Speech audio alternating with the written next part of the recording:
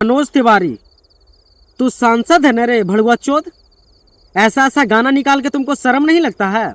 जवान बेटी हो गई है, जवान बेटा भी हो गया है, शर्म नहीं लगता है ऐसा गाना गाते हुए?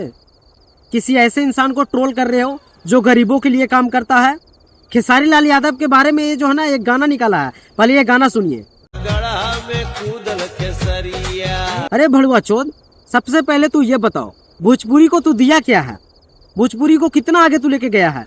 एक भी गाना तुम्हारा वायरल नहीं गया है, गाना भी अश्लील है। फटाफट खोल के दिखाओ। सांसद जब बना तो गरीबों के लिए क्या किया तू? आज तक अपना एक काम भी बता दे, या नॉलेज वाला एक बात भी बता दे। तुम तो अपने आप को सांसद बोलता है ना।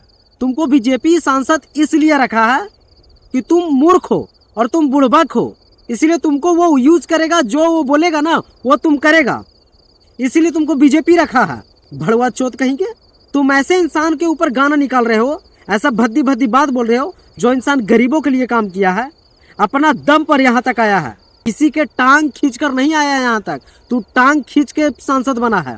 इस वीडियो को शेयर कीजिएगा और मनोज तिवारी का टैग कीजिएगा इस भड़वा चोत को। अभी भी सुधर जाओ, नहीं तो ऐसा रोस्ट मारेंगे ना कि पानी पीने लायक नहीं रहेगा तू। धन्यवाद।